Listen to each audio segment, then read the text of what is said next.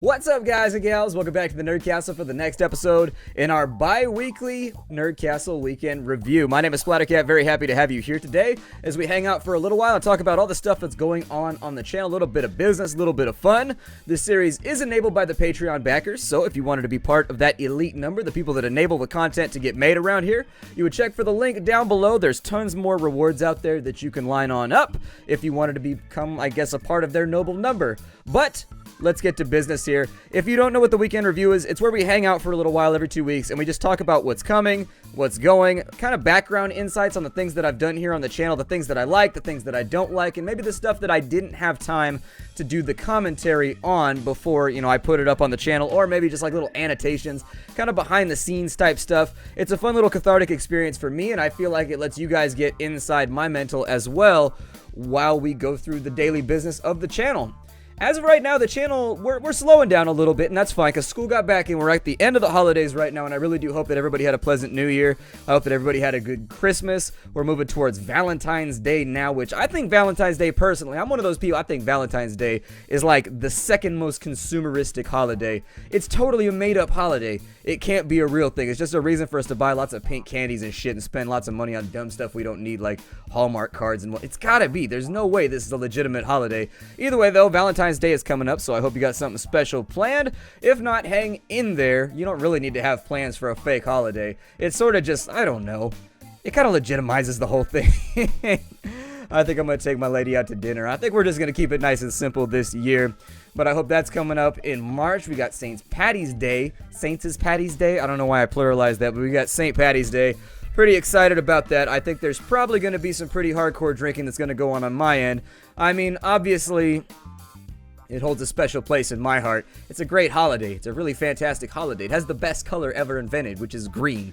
It's the greatest color, and everybody has to wear it, so everything I see is just beautiful on St. Patty's Day.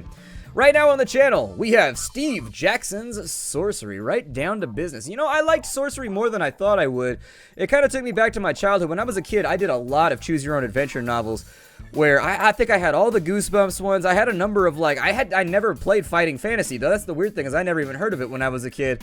I had Star Wars ones, and I had a whole bunch of them for Goosebumps, and I had a couple other ones that were just by, one-off writers and things like that weren't tied to any major brand, and I forgot how much I enjoyed those, and it's so much better with, I think, with Steve Jackson's Sorcery on the PC. I think it gets a lot better because they give you enough room to use your imagination, but at the same time they illustrate enough stuff on screen to where it feels like there's a point in playing it. And so they give you a little bit of background knowledge. They give you the really cool illustrations and pictures, which are a throwback to my childhood. I love those old school pictures. I still have, actually. I have a full box of Dungeons and Dragons cards from the early 80s probably. I still got I've got a sealed long box that I've never opened of them. I've got another one that's opened, and so I know what they look like in there. They belong to my uncle, who was really into D&D and stuff before he died of meningitis, surprisingly. Went to sleep one night, never woke up, but he was really into video games, really into D&D and stuff like that. And so my grandma gave me a whole bunch of his stuff because I'm really the only person in my family that's into D&D and board games and tabletop and all those sorts of things. And so I have two of those lawn boxes sitting in there. I don't know if they're worth anything. I never sell them anyways. But they use the exact same, the point that I'm getting to here. I know we took the long way around the lake. We didn't go straight across with one of those little footy paddle boat things. Speaking of which, those footy paddle boat things, they do not get the mileage you would expect them to get. I rented one of those things at a lake one time, and I was like, we're going to go across the lake. And we made it like a quarter of the way. According to the map on my phone, we were like a quarter of the way across the lake after like 2 hours of paddling. I was like, man, this thing does not get the speeds that I expected it to get. Still, the cards that I was talking about, they have the old school illustrations on them, and I don't know who did the artwork for Steve Jackson's Sorcery. I'm assuming that's the original source work from the books. It's got that old school late 70s, early 80s fantasy flair where all of the manly men are shirtless barbarians, and then all of the treasure and everything looks kind of, I don't know. There's just a special thing about it that takes me back to my childhood, and I am liking the game a lot. I think we'll finish off part 1. I don't know if we'll do part 2. I don't think the series really struck a chord with too many people. I know there's a hardcore following with it that are like, yeah, Sorcery, and I'm enjoying it. I'll probably finish the first part of the storyline, and then maybe we'll do the second part once we have a dead period or something like that, just to continue it. It's a nice and easy thing to do. I think we'll be done with the storyline by the end of maybe episode 7 or 8. At the point that I'm recorded at to now, I think I'm on episode 7, and we're basically at the top right corner of the map. I think we've probably, if we survive the adventure we're currently on, because we kind of fall into some hot water, we've got involved in this really, really long adventure. You'll find out. I've recorded probably the first half of it, and I don't know what's going to happen in the second half. And anyways, we got roped into a giant adventure on the behalf of like an orc tribe or something like that. We became the champion hero of the orc tribe, and it is not turning out well for us. This adventure, it's troublesome. It is troublesome, and so I think it'll probably, if we can survive that adventure, there's maybe one more episode left. But I do like Steve Jackson's sorcery. It takes me back to an earlier, more simple day when it came to like fantasy and sci-fi writing, where the pictures were different, the way that things were illustrated were very, very different. The general idea of what fantasy, sci-fi, and, you know, magic and sorcery and all that sort of thing was very, very different back then. I don't think people really realize how much fantasy and sci-fi have been refined in the last 30 to 40 years.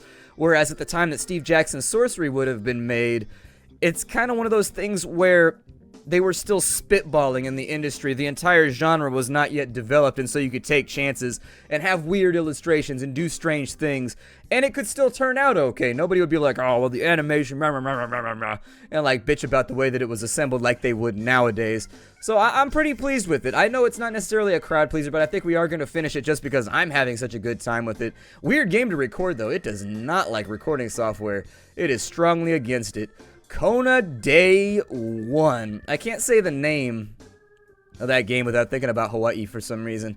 There's a place in Hawaii called Kona, and they make Kona coffee, which is considered to be like one of the most expensive coffees in the world. Every now and again, my dad's got a cousin over there who works for Kona Coffee, and occasionally he'll get sent like a big sack of Kona coffee grinds, and he savors them. He saves them for so long. Like, I think he very, very rarely drinks it. It just sits there on the counter, and then like every now and again when he's having a especially rough morning or something, he'll be like, Kona coffee. I gotta brighten my day somehow.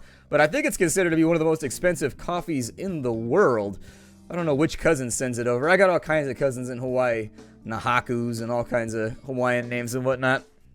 Lilius and stuff like that. My cousins' names are so long they don't fit on their driver's licenses. They just keep going and going and going. I dodged that bullet by having like one of the most common names ever, and so I lucked out there. Kona I like. Lately, it's been a strange thing for me, but we just sucked into a lot of narrative games, and I never planned to do that. I keep getting these games, and I think that they're survival games because they look survival-y, and when they send me the press releases for this game, they're always very careful to include the word survival, because I think that's a very hot buzzword in the industry right now, in indie gaming and in gaming in general. Everything has to have, I've seen action games that are labeled with survival that have no survival elements whatsoever. Look at it on Steam. Almost every game has survival or roguelike tacked onto it somewhere. Very, very popular buzzwords at the moment. And it throws me for a loop because I'm very trusting when it comes to these press releases. But it's worked out for the best because I do like the games that we're playing. I think they're a lot of fun, and I think it exposes me to a world that I'm not necessarily familiar with. And one of the big things that I've loved about working on indie games is being able to play games from places, you know, like Romania, Ukraine, Canada. Like, when you have games that are developed outside the United States, you get a perspective on history and lore of the places that you're talking about, or at least the places where they're set that you wouldn't normally get. And it's always impressive to me how the folklore for different places is tapped upon by other sources, but when you get it straight from the horse's mouth, like you get it straight from the direct source, it's so much deeper and more visceral, and I love that about Kona. It's got kind of like a... The only thing I can compare it to is you're obviously in French Canada, and you're looking around for, there's very much supernatural occurrences happening that have spirited away people from this city. They're all gone. You arrive and you're all alone.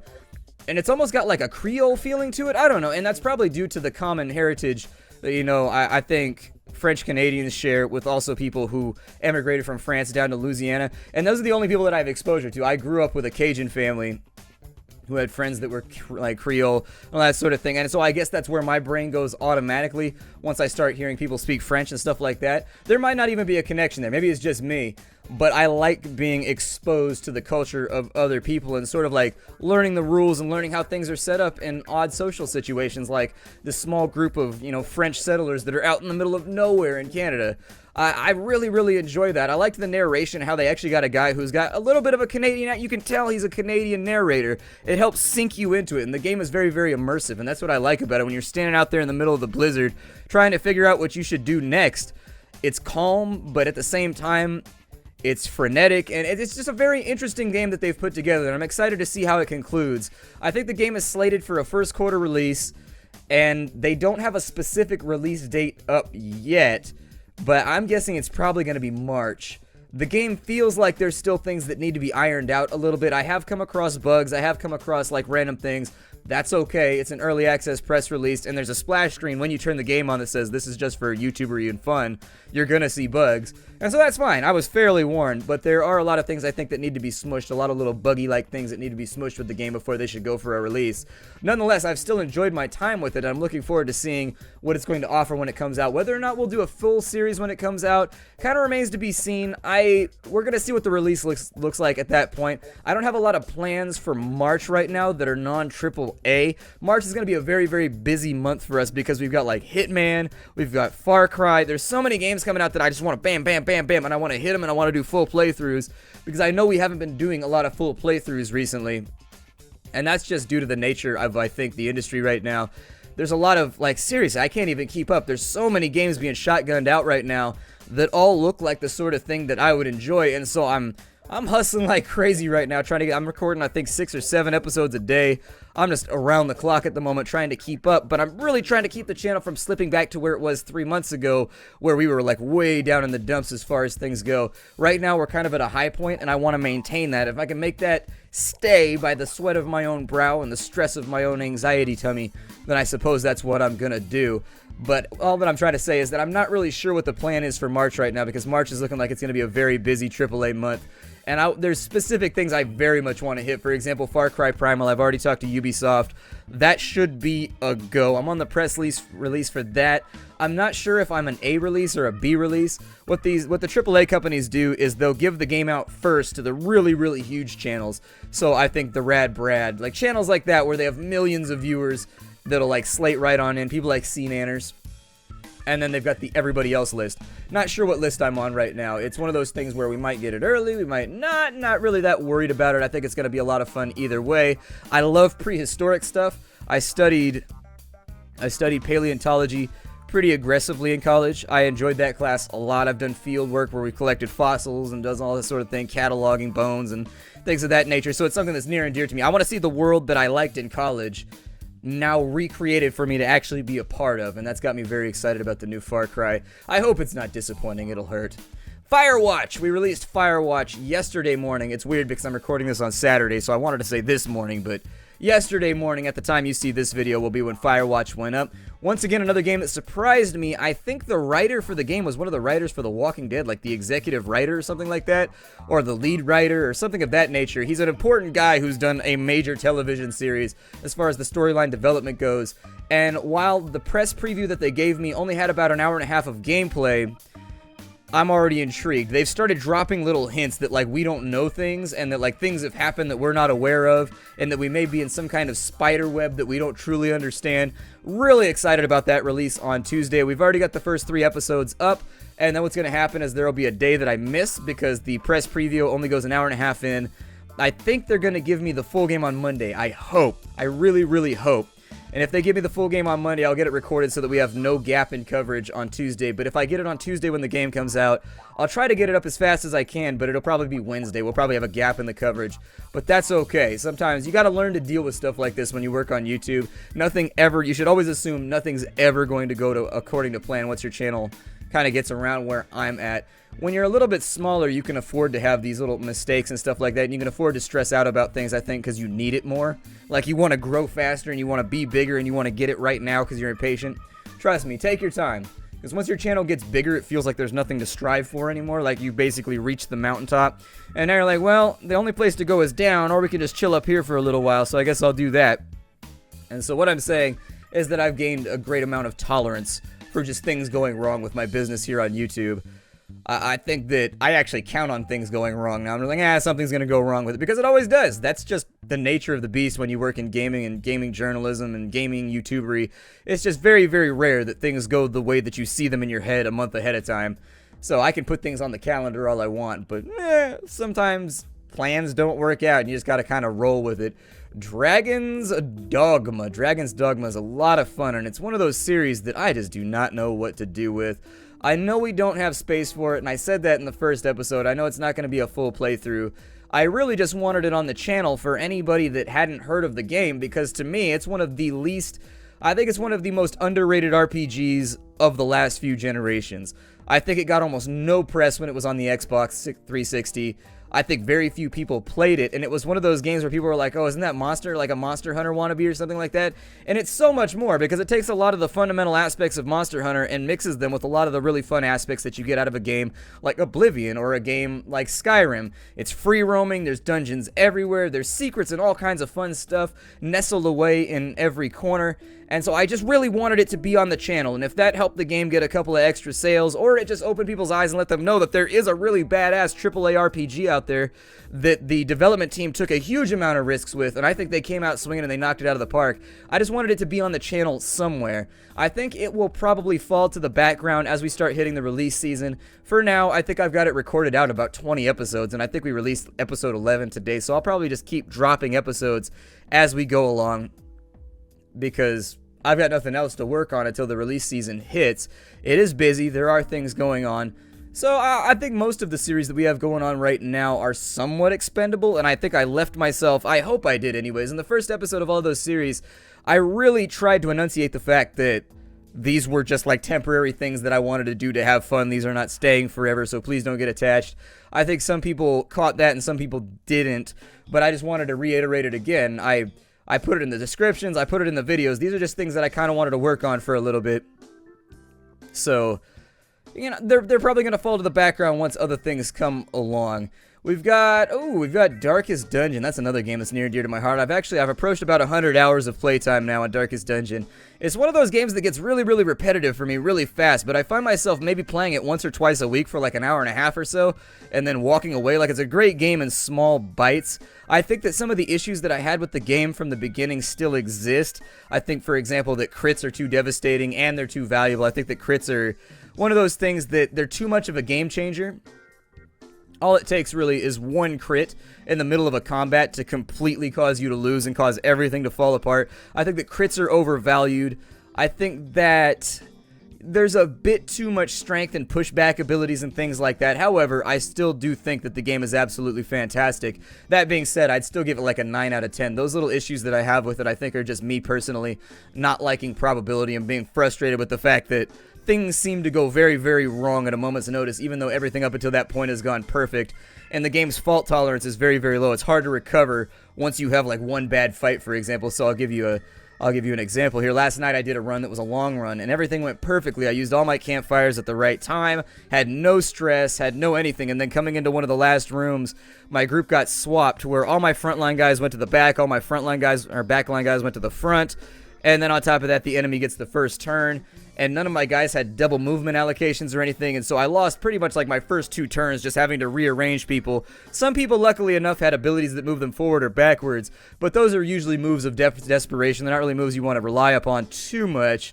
And it was interesting how in one of the last fights of the dungeon, I ended up with like a huge amount of stress just because it was crit after crit after crit after crit on top of like I think I took 6 crits in one combat, and so I got hit for 24, and then I got hit for 13, and then I got hit for like 36 stress just from one AoE ability, and it's just like, this was going so perfectly, and then in the last room, it just all fell apart. Like, we still succeeded, but essentially the characters were... I had to spend a lot of the money that I had earned during that run just fixing all the characters now that had gone through, when up until that point I had my heart really set on a perfect run and coming back with a bunch of gold that I could then use to upgrade some of the off-class people.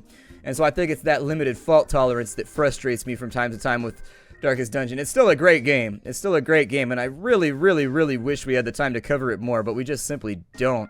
There's too many things going on. It's so busy in the indie genre right now. I shit you not. I've gotten probably 4 to 5 games a day for like the last 2 weeks, 3 weeks, and it's exhausting. Like, I've been playing games around the clock just trying to be like, alright, so this is Weekly Indie Newcomer, this is going to be Backline till next week, this I'll do a 3-episode series on. Like, it's just so much right now that I feel a little overwhelmed, but I think things are going to get better. I'm not that terrified about it. I would rather be busy than slow. That's what I always stress. I really, really, really hate it when my job is slow here on YouTube. Like, when there's nothing to cover, I feel like I'm in molasses and just like nothing's going anywhere, and on top of that, there's nothing I can do to make anything go anywhere, and so it frustrates me when there's no work to be had. There's a gentle sort of peace that comes along with the chaos, I think, in knowing that, if this series doesn't work out, next week we've got 5 more options, and so I crave these busy seasons. I like them a lot. Punch Club. Punch Club is all over. I know people wanted me to do a secondary playthrough. Unfortunately, I don't think it's going to happen.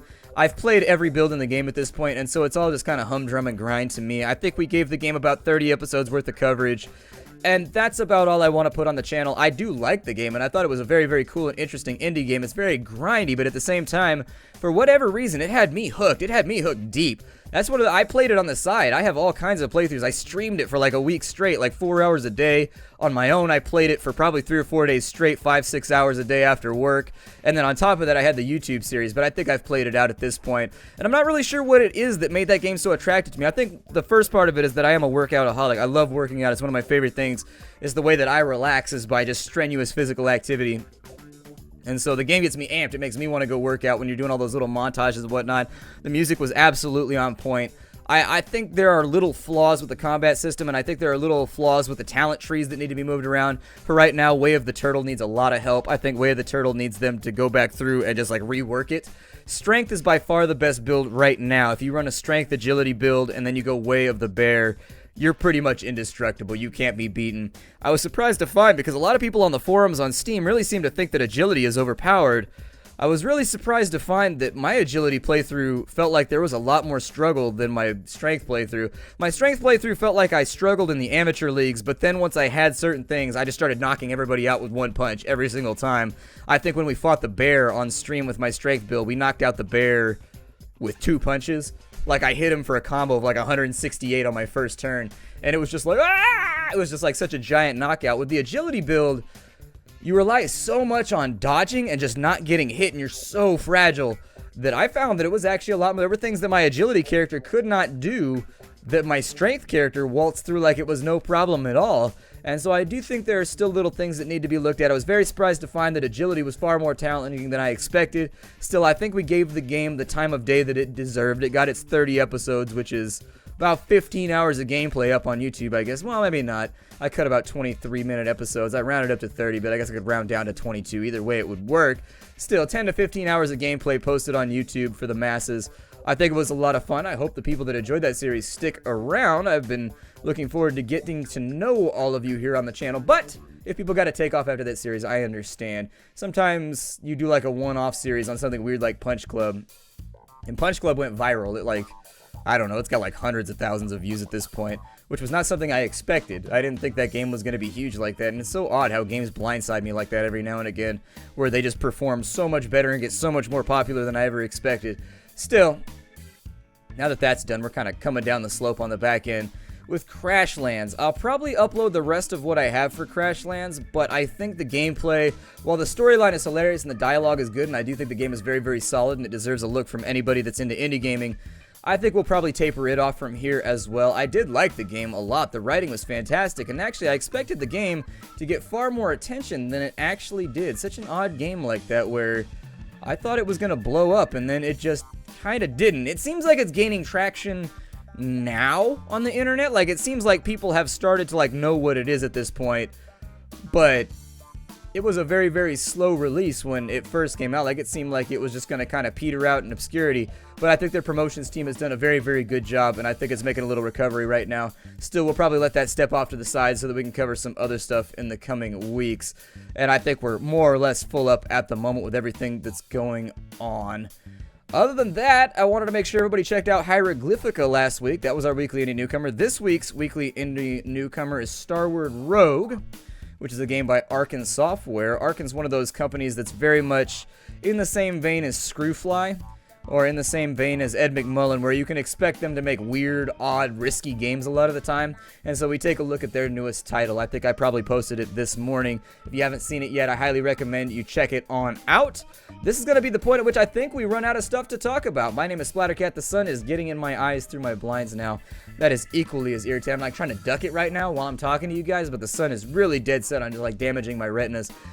So anyways, I hope you enjoyed this series. It was backed by the Patreon funders, and so this series is their fault. This is like, yeah, they donated to the channel, and you get yourself a new video series. There are more of them lined up on there if you want to donate to the channel and become a Patreon supporter. It also gives you access to the little private forums on there, which I do try to check every few days and just have conversations with people. Aside from that, you should check out the Twitter. That's where I post updates. I know I've had a lot of people lately that have been like, I don't know what's going on with the channel. How can I find out? Twitter tends to be the place where I post everything that's going on with the channel if something goes wrong or anything else. Additionally, I've been Twitch streaming about twice as much lately. If you want to check out the Twitch stream, it's the same as the YouTube channel, just twitch.tv/SplatterCatGaming. Stop on by. I stream on Mondays, Wednesdays, and Fridays for indeterminate amounts of time. Always 2 hours or more, though. It's a lot of fun. I really, really, really like streaming. Had I known, I probably would have become a streamer instead of being a YouTuber, but too late for it now. I'll see y'all later. Thanks for stopping on by. Weekend review concludes. Hi to everybody.